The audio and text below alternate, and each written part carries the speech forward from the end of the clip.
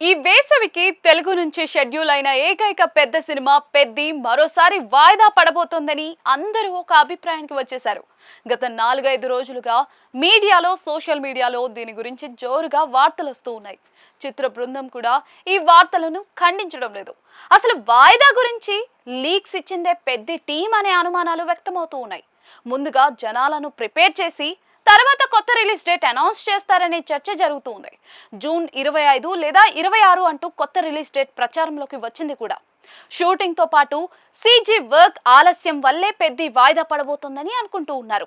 ఇలా అందరూ వాయిదాకు సిద్ధమైపోగా హీరో రామ్ చరణ్ మాత్రం అలాంటిదేమీ లేదంటూ వ్యాఖ్యానించడం పెద్ద షాక్ అనే చెప్పుకోవాలి. తన చెల్లెలు నిహారిక కొనిదెలా నిర్మించిన రాకాస సినిమాను ప్రమోట్ చేయడానికి రామ్ చరణ్ ముందుకొచ్చారు.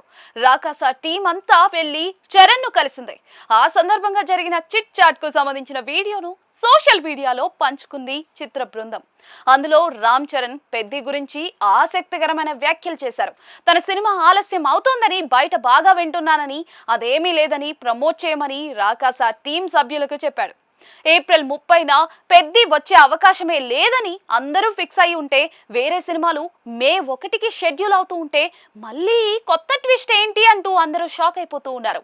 నిజంగా రామ్ చరణ్ చెప్పినట్లే పెద్ది ఆలస్యం కావట్లేదా? ఇంతకు ముందు చెప్పినట్లే ఏప్రిల్ 30న వచ్చేస్తుందా అని ప్రశ్నిస్తూ ఉన్నారు.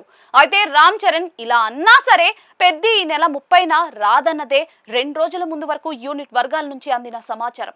మరి చివరి 2 రోజుల్లో ఏమైనా ప్రణాళికలు మారిపోయి నిజంగా ఏప్రిల్ 30న ఈ సినిమా థియేటర్లలోకి దిగుతుందేమో చూడాలి.